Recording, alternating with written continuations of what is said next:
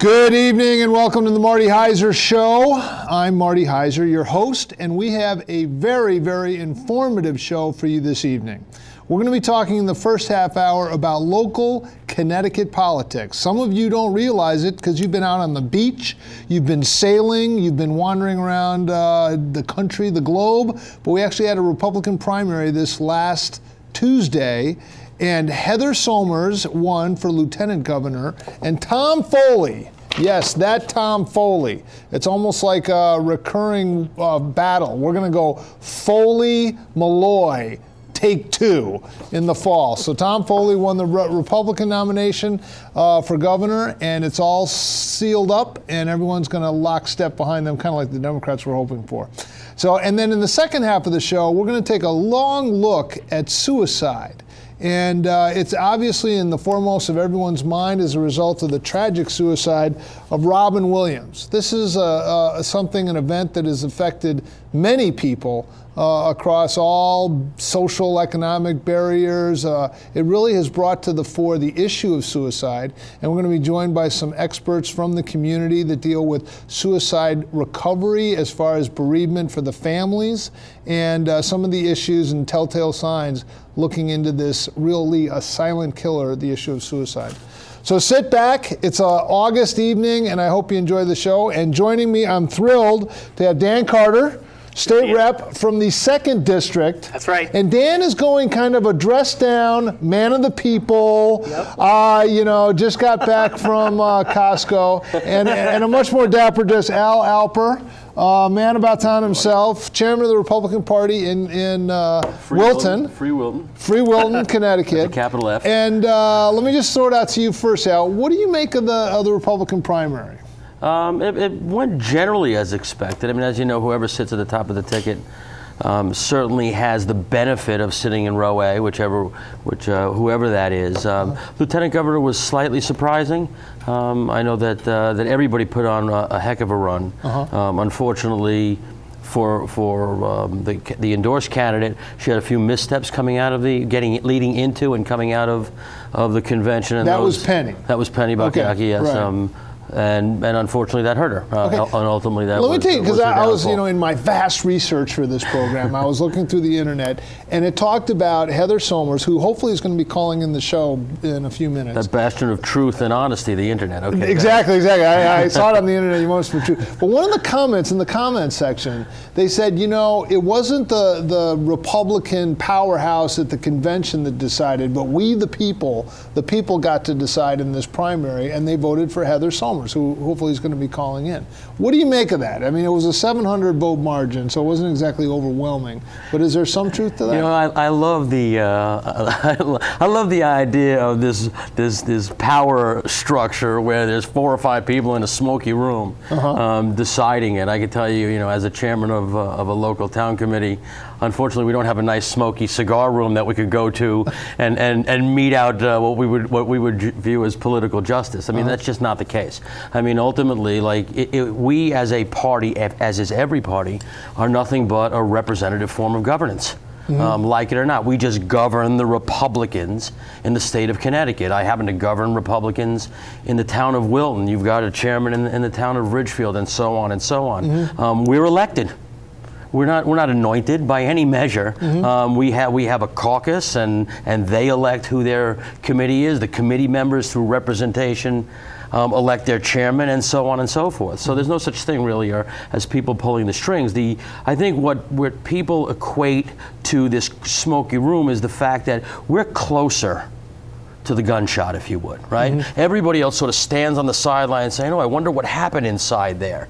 But we're actually deep in the middle of it, and we see what goes on. I mean, I know Tom Foley, I know Heather, I know Penny, I know Dave, and most of the people who go to the polls don't know any of them. They've seen them literally in a drive-by, quite frankly. Whether it's literally a drive-by as they're driving down the road, or an infomercial of sorts, which is what a campaign is. Well, they're ill-informed, but not because it's by choice, but they just haven't raised their hand by choice relative to the campaign, but they haven't raised their hand to be involved in politics. Listen, we're an open committee. Come and join us. Get involved, for God's sakes. I need more. All right. A little defensive. Did you say that? Just a little bit. I felt it. Did you feel it? I felt it a little bit. Okay. Listen, it was just a comment, in a section on an email thing. All right, let me just ask real quick, because we had, pro Second Amendment folks on the show, and Heather Somers she put in her printed material that she's a pistol permit carrier, and it didn't seem to hurt her, at least in the Republican primary. What do you make of that, Nick? Well, I don't know that was a big of an issue with everybody in the primary, because the primary turnout was so low. Okay. 20%. Right, 20%. Right. So in the big scheme of things, one of the things that I have been hearing is that the ballot position was maybe a factor in this, because if you remember how the ballot was structured, at the top you had Tom Foley and Penny Balkiaki next to each other, right. But then you had McKinney and you had Heather Somers, and Walker was below. Okay. On the right side there. So what a lot of people believe is that those who were supporting McKinney may have just gone over to the right and put a vote in for what they thought was his running mate. Okay. So that too, if you really think about it, she may have picked up a lot of extra steam from that. I mean, obviously only 770 votes or something like that. It's not that far apart. No. So I am hearing a little bit of dissension in the ranks about that. Okay. But by and large, I mean, I think that Republicans are going to come together at the end of this and try to make sure that we have our eye on the ring. When they had the press conference with Tom Foley, it seemed like he was already offering him a job in a Tom Foley Hartford administration, and McKinney's like, well, I'll consider it. I'm going to Maine with the kids right now, but I'll definitely consider it. They did the ice bucket, thing. Oh, did they? Yeah, Tom Foley let McKinney, douse him with the ice. Is that like you either take a bucket of ice or you give someone $100 or a charity or something like that? I don't know if it was in relation to the ALS thing, or if this was more like, hey, the winning team. Oh, okay. I don't know. Yeah, like the Gatorade splash. I took it as a Gatorade splash. All right, let me ask you this. And by the way, the phone number here is 438-2003. If you'd like to join in, if you have a pothole that maybe Dan Carter mixed, you just call in right now. I'll hand him the phone. Not my job. He's ready to go. He'll call the mayor. We'll get some movement on this. So don't. Hey, there is big news in Bethel. I don't know if anybody's heard. Please go right ahead. Big news in Bethel is they're finally paving 302. Oh, really? I've been calling. Is that a state road? It's a state road. Okay, well that is a pothole on 302 is you. I know. A state's town street is someone else. And the worst part is I'm getting a lot of complaints because in downtown Bethel, people forget that downtown Bethel is actually residential at nighttime. So they have jackhammers and machines operating all through the night. And they're calling you. They're calling me. Well, hey, listen. But you're an elected official. You get that. But what about that in Connecticut? Are the Republicans in any way monolithic? Are they able to come together, or do we have such these primaries that people bang their heads and say nasty things about each other? Can we? I mean, the election's right around the corner. Is there a way of unifying the party and coming together? What do you think?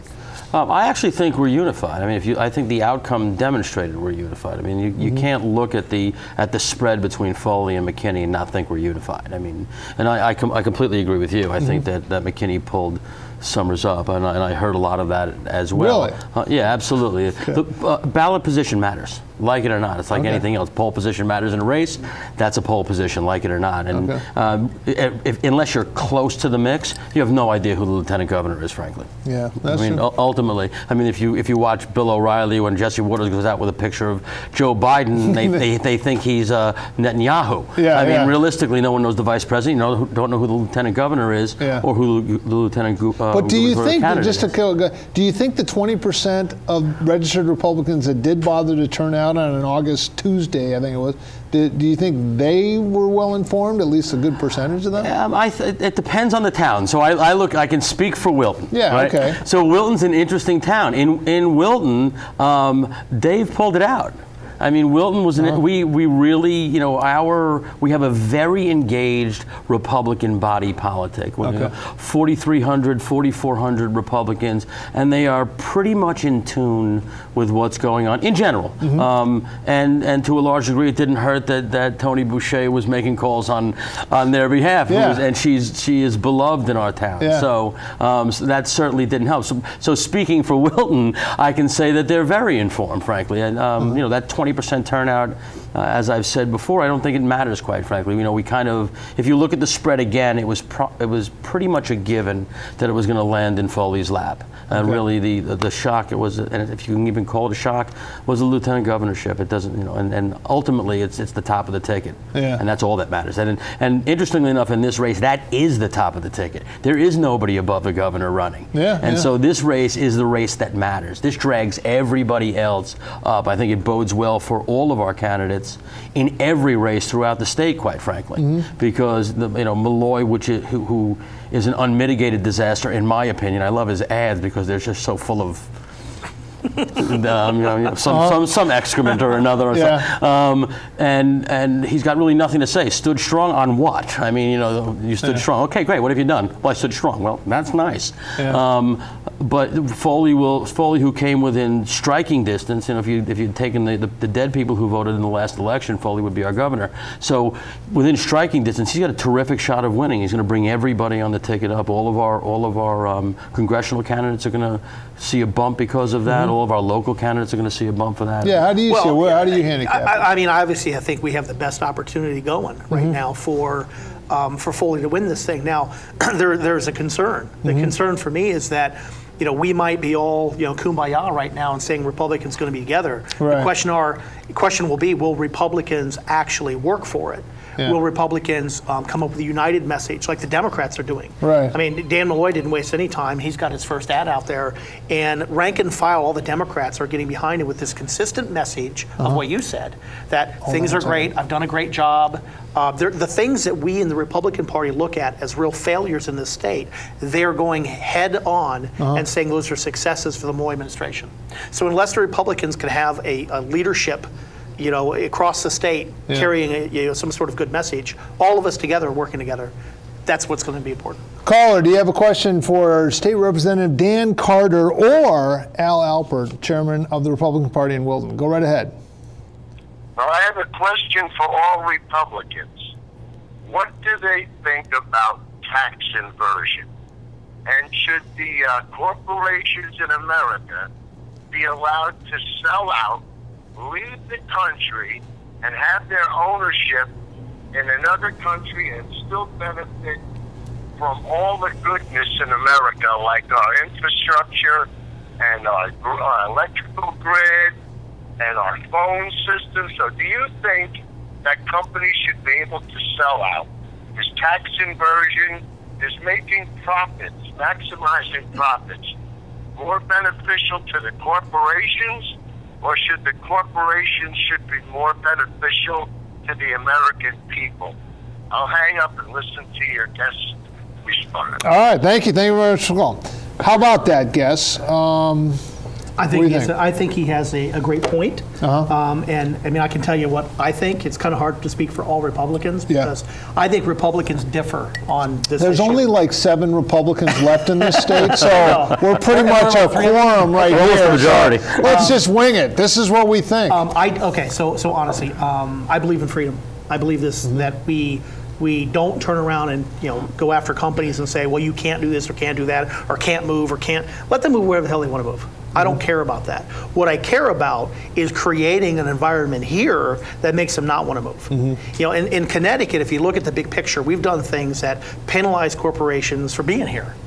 So now when they're all looking to step out and get out of here, there's only a few things we can do. We can either offer them corporate welfare, which is not a good idea, or we can turn around and work on the environment in this state that'll keep them here. Trying to pass laws that say you can't leave or you can't do this or you can't do that, that's not what we do. Instead, we make it more beneficial for the companies that are here, and they have a competitive advantage. That's what we need to do. Okay. What do you think? So in large part, I agree with what you just said. I mean, and I do speak for all Republicans, by the way, in case anybody. No, actually, all Republicans in general. I would ask the caller the same exact question about him. Should he be allowed to move because the economy where he lives stinks and he's looking for a job? Should he be allowed to move? Yeah. Should he be allowed to sell his house and leave for a better economy somewhere else? Maybe he's a steel worker in Buffalo, and my cousin is a steel worker up in Buffalo, God rest his soul. And when the economy went down, he went to Colorado to build because he had a family to feed. Should he not be allowed to do that? Because that's what this caller is saying. Well, that if a one company point. can't leave, then he shouldn't be allowed to leave either. But what he was saying was there's also the perception that companies can go set up their operation in somewhere else, let's say Mexico or wherever, and then still take advantage of being in the United States in some sort of advantage. I don't think, I agree with the caller in the sense that we should not give somebody the advantage of having it both ways. If you're in this state, if you're in the States and you're operating here, especially in Connecticut, we should do things that keep you here. That's what I'm saying. Caller, did you vote in the Republican primary on Tuesday? Sure did. I was 3 for 3. Oh, as far as winners? 3 for 3. The 3 people I voted for won, and I'm very happy. All right, all right. Well, do you have a question for this august body of Republicans right here? So august. Yes, I was interested in their response. I think one of the things that the caller about the tax inversion, where they make their mistakes, is they're not moving the jobs out of the United States. They're just taking a tax advantage.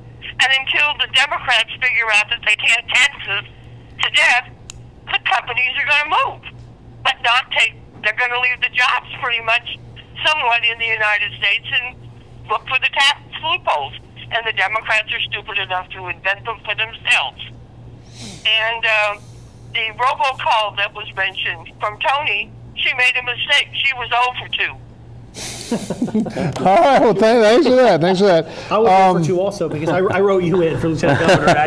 I couldn't help it. I got those. No, I'm super. I like Tom Foley. Tom's been on the show a number of times. I like him. I appreciate his private sector knowledge, and I think he's good. And I also have a fond affection for Heather Somers. She came to our house for a little event we had for her. I thought she's, I sort of divide the world into 2 groups: people that have had to meet a payroll and people that never have, done anything in the private sector. And both of these people have done a lot in the private sector, and they've actually had to meet a payroll. They've had to make some of the decisions you're talking about with corporations. Yeah. But to the caller's point, though, one thing he may be talking about too is like Apple. Apple has manufactured and is sheltering billions of dollars in profits in tax havens like China or India, and they're not repatriating that money because as soon as it hits here, 35% goes in corporate taxes. I don't necessarily have a problem with that, but I think like what you're saying, you want to create an environment in the United States. It used to be, come to America. This isn't a heavy tax socialist country. You can come, you can make your dreams, you can live the American dream. Well, and speaking to Connecticut, I mean, this is one of the major failures of the Malloy administration. I won't say Obama administration, Malloy administration. It's the same because, they have very The Obama administration. But the issue with Malloy that I always had a problem with is, and I think is incredibly disingenuous, are these programs like the First Five. Where you're picking, these first 5 organizations that come in, and you give them some sort of special sweetheart deal, so you can sit there and track numbers of jobs that you are supposedly going to create. Right. They might not even exist yet. Versus, someone like Foley, who's going to come in and has had the background in business, I think is looking at this, a broader policy. Right. To look at, doing things with some of these tax credits or allowing some of the smart things to happen that create the bigger environment, not just trying to pick based on, getting on the front of the paper that day and say, look, such and such company, we moved them from X to Y, and they're going to give us 200 jobs. And he's been tallying those numbers. Right. And that's what you're going to see in this campaign. You're going to see, 14,000 jobs, and many of those jobs don't even exist yet. Oh, and by the way, that doesn't count the jobs that went out the back door. It's not a net number. It's not. No, It's not at all. And I think that's the reality of it. Until we have somebody who can come in here and systematically look at our state and make these changes, we're going to keep being behind everybody in our recovery. And I think Tom Foley can do that. All right. Now, what do you think? I mean, here we go. We're going Foley, Malloy, round 2. Do you think there's a groundswell of unhappiness in the state that's coming to a boil here, where we're saying, hey, that, our economy isn't catching any wind, we're not doing what we want to see happen in the state, and you think he's going to have a better chance this time? I do think he has a much better chance this time. I know many Democrats, in spite of what some of my friends think, and they are not happy. Well, they will not vote for Foley. I know that for a fact, but they won't come out and vote for Malloy. Okay. And that's just as good, Frank. Right? It would be better if they voted for Foley, because then it's it has a double effect, right? It's one that Malloy doesn't get, and then it's one Foley would get. Right. But not coming out and voting is just as good in my book, as far as I'm concerned. 6,400 vote spread between the two of them in the last election cycle. It doesn't take much to get there, quite frankly. A little bit less than 40 votes per town puts him over the top in the last election. Easily, you're going to see several thousand Democrats staying home who came out to vote last time, in my opinion. And so that gets us just a little bit closer to the finish line. I actually am a little concerned about that part of it, because while there may be some Democrats who do not like Malloy and stay home, I think their get out the vote effort this year is going to be very, very well organized. Because I think they're starting out well organized. They've got a good machine built. They've got a couple things in their favor. As you recall, we have same-day voter registration now. Not the best thing in the world to have in a place like Bridgeport. They didn't have that 2 years ago? We didn't have that 2 years ago. Okay. That's been basically a 2-year effort that they have that in statute now. And while a lot of people don't believe that there could be an election fraud, I think it's a very real issue in the voter turnout, or the get out the vote effort. And whether some of those are fraudulent votes, it doesn't really matter, because even if there are, the Democrats got rid of the provisional ballot, which was, in this case, if something was found to be fraudulent, the ballot can be tossed out. They no longer have that. So they can register whoever they want the same day, and then if it's found not to be a true vote, it doesn't really matter later, because it counts. Wow. So I think that's a threat to us. But we'll see what Now, happens. you're going to be on the ballot this year, too. I am. Okay, what are some of the issues that That's why I've got campaign casual today. Campaign casual, man of the people, Dan Carter. This is your, third election? This is my third election. Third election. Yeah, remember I announced it here. Yeah, I know. I announced I was going to get right on the show. All right, yeah. We've got so what are the issues that people are talking about as you meet people going out there? How does it look? I think, so far I'm hearing kind of the same things I heard 2 years ago. I think the number one issue is they still want, it's not jobs and taxes and all that, although there are a lot of people very unhappy. There's still that overwhelming element that they want people to get along and get something done. That's what they want from their elected partisanship officials. They don't want partisanship. They don't want which is important. I mean, I understand that, but I hope people actually listen to the message this year, because that's something that gets done. I mean, it's really, really important that we get somebody in there who's going to make a big difference in where we're going. Obviously the inner cities and things like that, I think they're more disengaged from what's happening. A lot more in our area, Bethel, Danbury, Reading, Newtown, the suburbia, they're very engaged in what's happening in the economy. So I'm hearing, more of that. And there's an overwhelming feeling that the Malloy administration is not doing well, and that, Malloy may be hitting the street. But again, this is early on. You don't really know how that's going to go out. But that's the sense I'm getting from people I've talked to so far. And then, in my own campaign, there's always challenges and stuff I'm hearing. My environmental score came out this week, which is always fun, the Conservation League of Voters, because, I think last campaign I was higher up and one of the other candidates in the area was taking the heat. Now we were opposite score, because frankly, the scoring system is an absolute joke. Okay. It's what they do is what they do is they take all the bills that they support and they rate you whether you were good or bad on what they wanted in committee and on the floor of the House. Okay. Now the real problem is in committee votes, oftentimes you don't support a bill because it's junk and it needs to be fixed. So somebody has to vote against it to say, hey, we need to compromise and fix this. Okay. And that's kind of part of the process. So they ignore that in their scoring system. Right. And then this year there were some particularly bad bills, I think, that came through. Not the most horrible things. Like, I supported not allowing fracking waste and some things like that. The big stuff I supported. But there was a water resource plan bill that they supported, which basically gave the state more control over water eventually. Right. And in Bethel, they just went through a thing last year where they voted not to sell the water to Aquarian. Yeah. Oh, really? Right? And Okay. the same people in It's a Reading big who chopped deal. up the area next to the firehouse Oh, and yeah, haven't yeah, repaired it okay. yet. Yeah, Okay. yeah, yeah. It's a huge deal. Well, guess Yeah. what? This bill now is laying the groundwork for the state to take greater control and force a sale like that.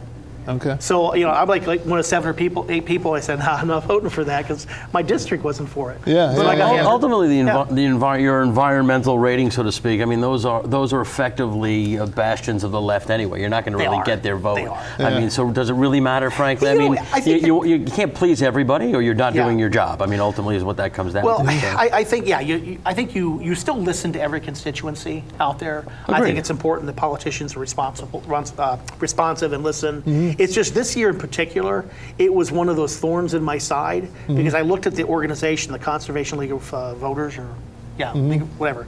I looked at them and I thought, this doesn't make sense that they support some of these things. I really wish they were part of the process. Right. The other one was the Senate Bill 443, which was the pesticide bill.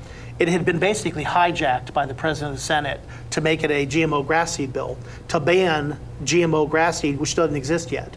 Okay. So it did. So 103 of us in the House shot it down, Democrats and Republicans, because it was a real affront to the process. And somebody like this group who claims to be involved in what's going on and in the know should have known that, and not be hammering people on that one. Right. And there were 2 other bills too, but it's just, that's one of the big things recently that I know I'm going to have to try to communicate to people, that to be a good steward of the environment, you got to pass stuff that makes sense. Right. And you got to be part of the process. This particular group is not.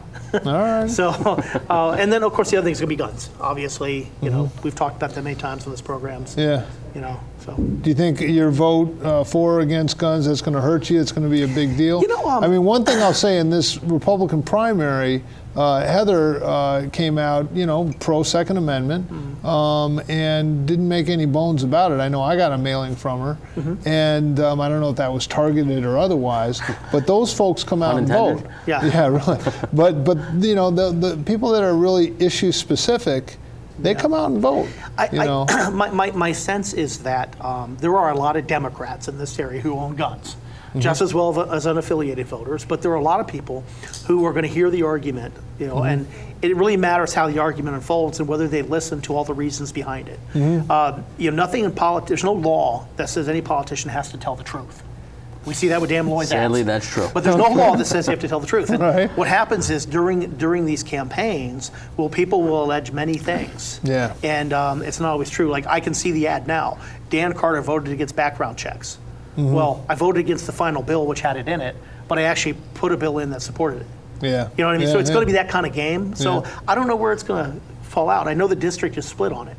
But it's just going to be whoever communicates the message. I think the Second Amendment is more of an incentive for the right to get out, frankly, than it is for the left. Oh, The they're environment, motivated. environment is clearly a big issue on the left, but the gun issue is a big issue on the right. And frankly, I think she helps the ticket because of that. I do too. Foley was sort of milquetoast on his. But McKinney voted. Well, I think that was bad. a big problem for McKinney. Yeah. And I mean, frankly, I supported Tom.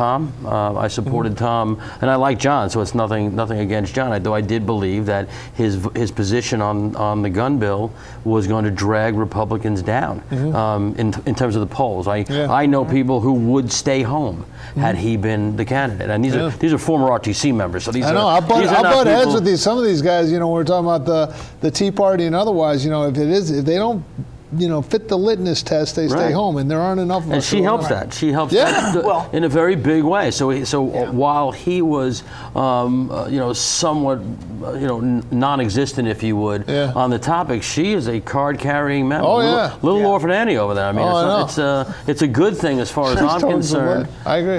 For our side. Okay. Well, I think the question will be, though, how's that all going to play in a general election? Yeah. It's one thing when you're with a bunch of people who, mostly Republicans, look at the Constitution, the Second Amendment, and it's going to be a different kind of argument when it's a general election and we're looking at unaffiliates and Democrats. Yeah, I got to tell you, I just don't see them incentivized by that, frankly. That's my point. It's gonna be a turnout. A very smart which guy, is good, again, for us. A very smart guy who had to make a vote on this once said, "I'm going to get hit one way or the other on this, so I might as well just vote the way I really believe." There you go. Who was that?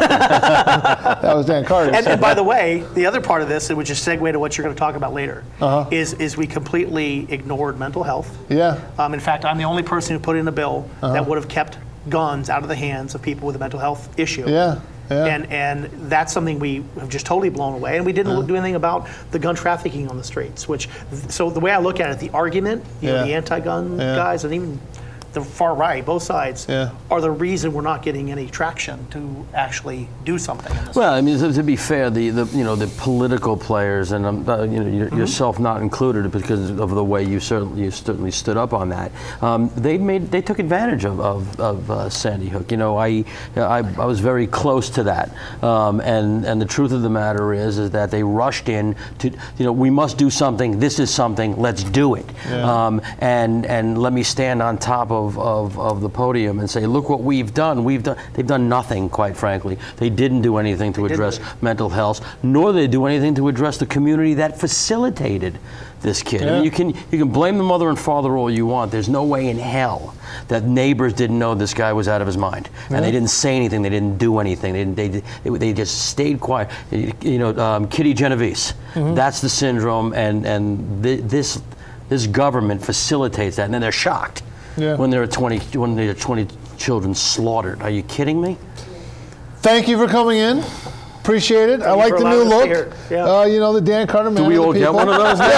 I know a guy. I could do that. You should have given me one outside. I would have worn it here too. Thank you so much for coming in. I really appreciate it, and we'll see you on down the road. It's what is it, like 80 days, 70 days, something like that? It's not that long ago. It's a little more than 100, if I'm not mistaken. Well, thanks for coming in. Okay, next up, we are going to be talking about a very sensitive topic.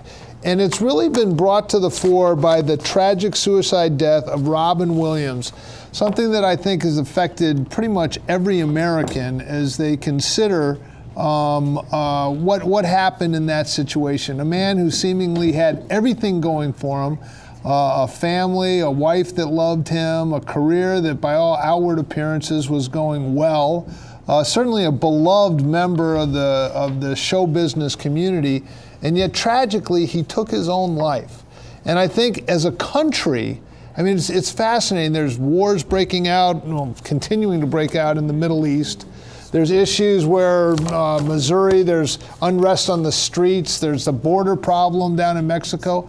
But when this happened, when this tragic suicide happened, it's as if everything stopped. Everything was taken off the front page of the paper. And all people were talking about is trying to answer that difficult question, why? What happened? What went on? I did a little research on this, and there's some interesting things about suicide. Suicide takes more lives in this country than car accidents. It takes more lives than war, murder, and natural disasters combined. Suicide in this country, there's been statistics where 8.3 million people have said that they have had serious thoughts concerning suicide. 400,000 of your fellow Americans will, in any given year, attempt suicide. And tragically, 39,000 will actually be successful in ending their lives. So it's a very, very difficult issue, and I'm delighted to have Renne and Cheryl Kobler, who are joining us, as well as Georjene Lubus from the Christian Counseling Center as well. And we're going to try to talk about this and come at it from all the different perspectives. Now, Cheryl and Sheryl come from a grief counseling center, the Regional Hospice for Social Workers. The Healing Heart Center for Grief and Loss. Healing, and we're going to have the website up so you can go there.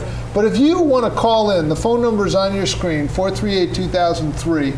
If this is something that you've had to deal with in your family or as an extension, we also have numbers for suicide hotline as well. But we'd love for you to call in and be a part of the program as well.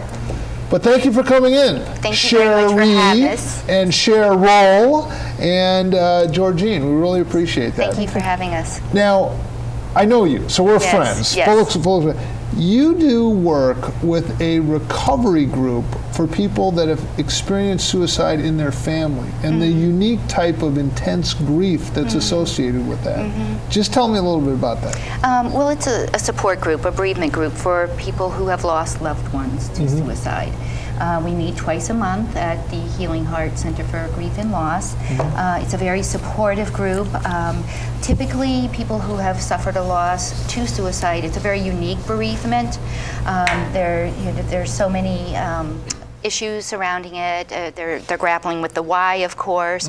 I think it's a very isolating grief because sometimes people, they don't know how to react to the person, respond to the person. They don't know how to act around them, whether to say something or not say something. And typically our family members talk about feeling that isolation.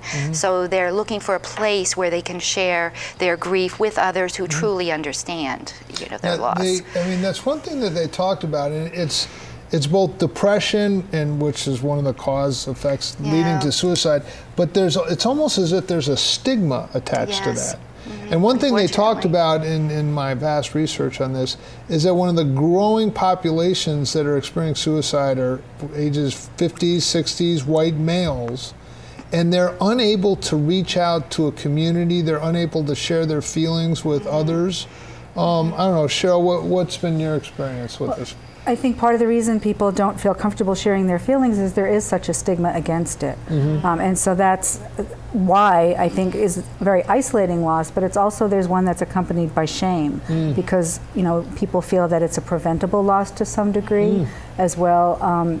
Unlike certain other types of illnesses. And I think just to put on the table very early on is that the American Society for Suicide Prevention estimates that 90% of suicide can be traced to a mental illness. That while we all have episodes and periods where we feel sad or we feel isolated or we feel unhappy, this is really, it goes much deeper. So if you were going to write the ills of the world and take American culture as you find it, what could we be doing to better reach out to people with depression, people with mental illness as a community? What would you recommend? Well, I would say really to have the conversations, to ask the questions. Often there are many warning signs, changes, different symptoms that people can. Even I had a friend who said when they saw Robin Williams on his last interview, they saw something different in him. They saw sort of a faraway look. And in fact, whether it's hindsight is 20/20 and Monday Morning Quarterback, but there may have been signs, but people are afraid to ask. There's a myth that if you raise the question and say the word suicide, you'll plant a seed in someone's head, which is completely false. Yeah, this was one of the last pictures of Robin, and this is where he was at Hazleton at a fast food place, and there was a celebrity. People wanted to get a picture with him, but you can tell there's a sense of despair there, and some of the telltale signs. And you guys are the professionals, but they said if someone is talking about suicide, if someone has a history of bipolar or depression, a sense of feelings of guilt. Unusual, continual, nagging guilt, which I think from a Christian point of view is interesting because I think, one of our greatest needs is to have a sense of relief from guilt, which brings in the spiritual component of it. But drinking and drug addiction is a huge thing. Fatigue, loss of appetite, listlessness, restlessness, insomnia. And these last three I found interesting. If there's a firearm, which gets back to what we were talking about with some of the politicians. That's if there's a firearm in the house and it's in conjunction with some of the things, that's a big red flag.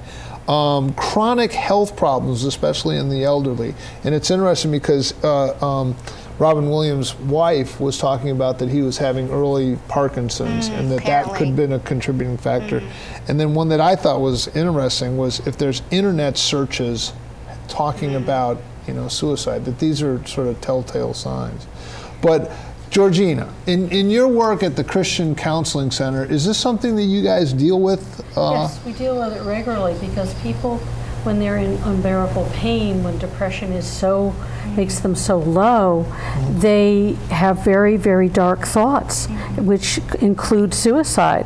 So what we try to do on a regular basis when we're working with someone who has some of the signs that are coming up, we're asking those questions. We're saying, what are you thinking? Has suicide ever come into your mind? And we explore all of that. We also explore the risk. Is there firearms at home? You do know, yeah. Yes, I ask it all the time. I work a lot with soldiers, and right now in the military population, suicide is very prevalent. Yeah. And so I ask very clear questions of what are you thinking, how are you feeling? If they truly are trying to integrate their faith, because we have people who come who really are not comfortable with that, and we have people who are really comfortable with integrating their faith. Sometimes we'll actually explore their faith as a way to help prevent someone from taking their lives. So I think there's a lot of different ways you can ask those questions that are not, that won't put people on defensive, but will invite them for honesty and invite them for a way through it versus just holding it in until something really bad happens. Wow. I mean, I did massive research on you as well, right here with John Dishinger from Walnut Hill Community Church, who referred you to us. But, and I saw your work with the military. We had on this show Captain Bud Buka, who's a Congressional Medal of Honor winner. He happens to be one of Ridgefield's finest. But he was on this show, and he spoke extensively about the stigma attached to post-traumatic stress. And he doesn't call it post-traumatic stress disorder.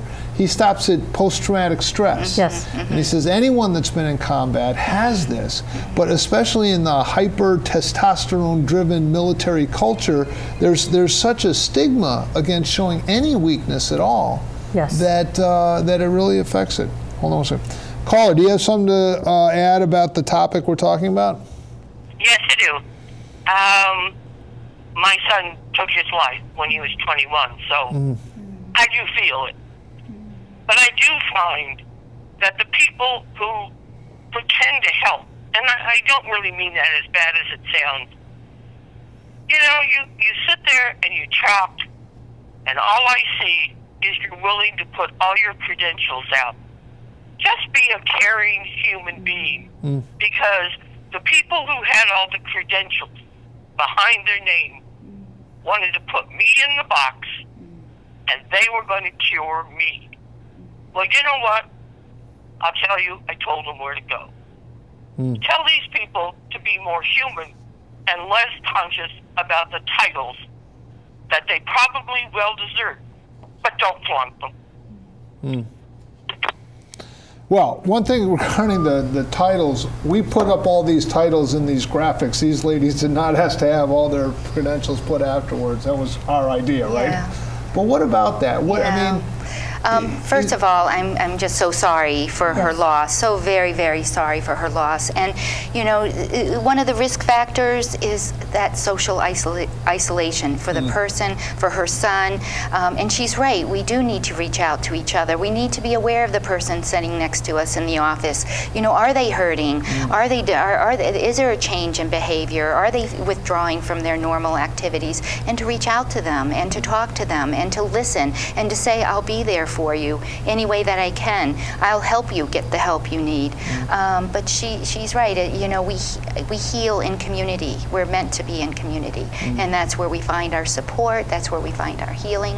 And I am very sorry for her experiences. And that's why we have this group, so that we can support the people who have experienced this profound loss. we have Victor. We have the Healing Heart Center for Grief and Loss, and we'll keep that number up there right now just so you can get it. But it's 203-792-4422. But we'll leave that up as we talk some more.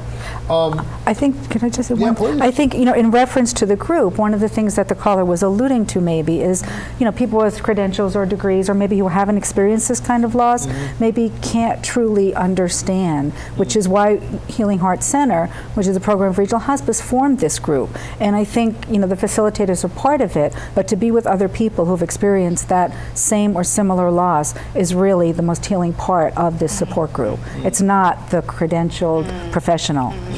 It's the other people in the group. Opening their hearts to each other. And there should be more of them. Ours is the only one in the area. Really? Specifically for this type of Absolutely, and people come from very far to be a part of it. We had a unique experience at I go to Walnut Hill Community Church, and with the Newtown tragedy that took place, there's a very prominent preacher in America called Rick Warren. And Rick, actually, his son committed suicide this past year. And this lady was scheduled to speak at our church prior to her son committing suicide. And she had a special reception with some of the mothers of the children that died in the Newtown tragedy. And to your point, there was healing in a sense, because she had lost her son, and so she knew what they were talking about, this terrible sense of loss. I mean, there's a new dimension when it's suicide, but still. But what were you saying? Well, I just wanted to add that, and I'm very sorry for the woman's loss. I have lost a family member to suicide. Oh my God. So I do understand all the feelings there. So when I talk to someone or when I approach someone in counseling or even friends, I'm coming from understanding what it means to be on the other side of losing someone and feeling like you missed the signs. Yeah. So suicide affects so many of us in so many different ways. But there is support groups, there is people who do understand. And it's not easy. It's not easy for the folks that are left behind. Oh yeah. What if I would have caught it? What did I miss? Yes. Yeah, it's so If true. only. Caller, are you there? Yes, Marty. I'm right here, Marty. Yes. Do you have something to add?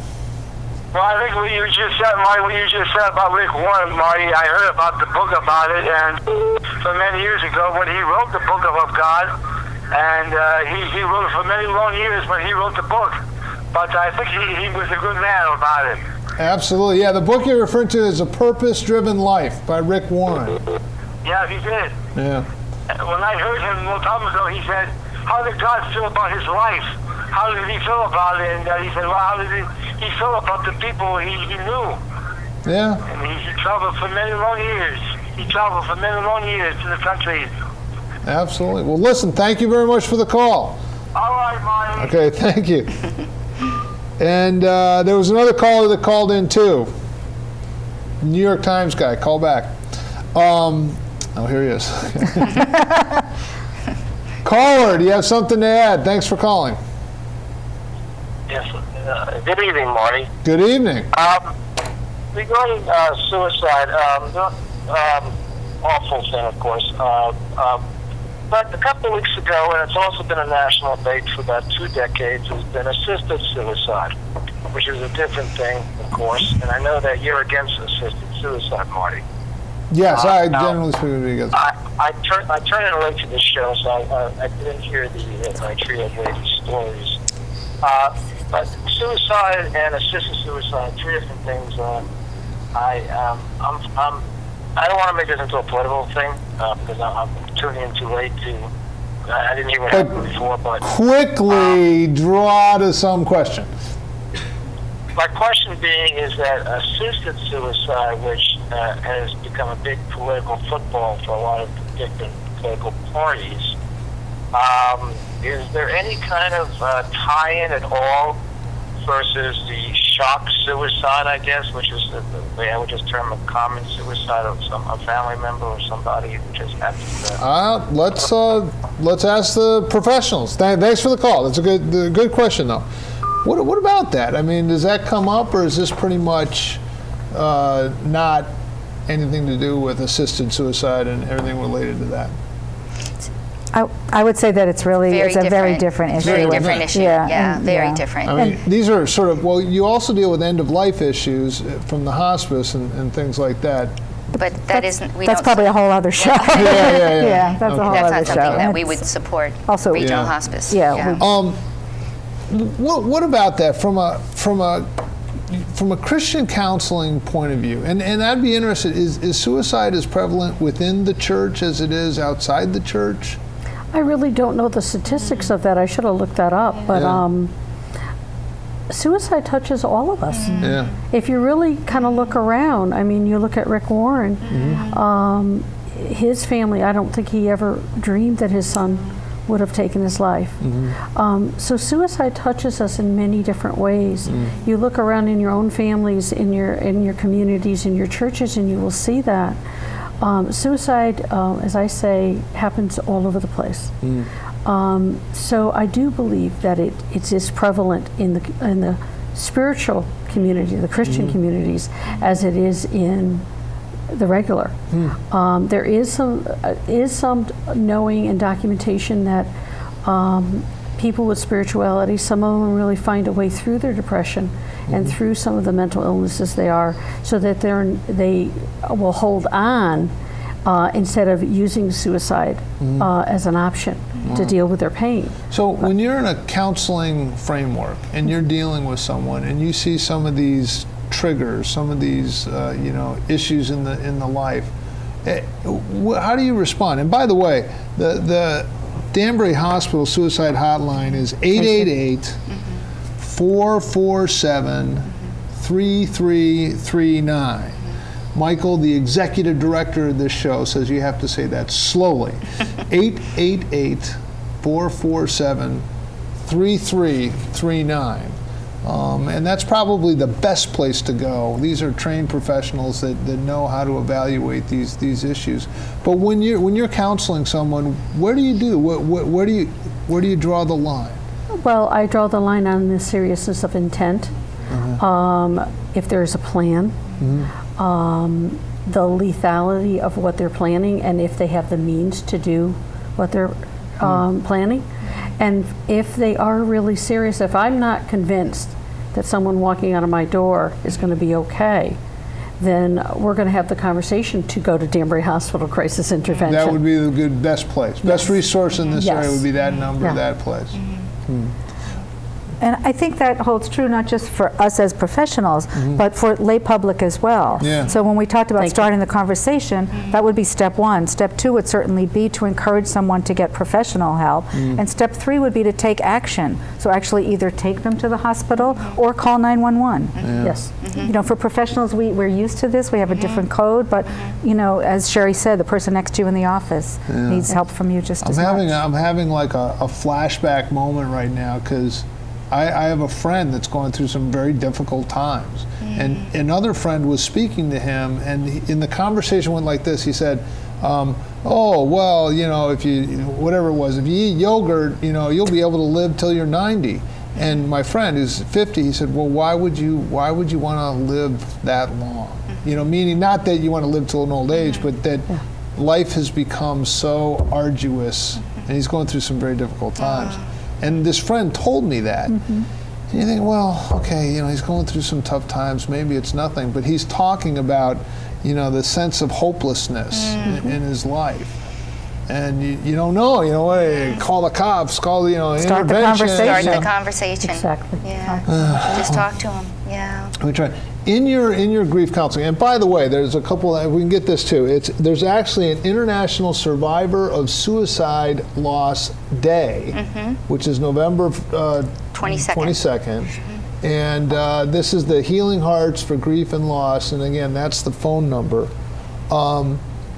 That has got to be the toughest job, Sherry, that I can imagine, leading a group like that, where I would imagine some of these suicides are fairly recent, it's fairly raw, and this vacuous sense of why, and only if.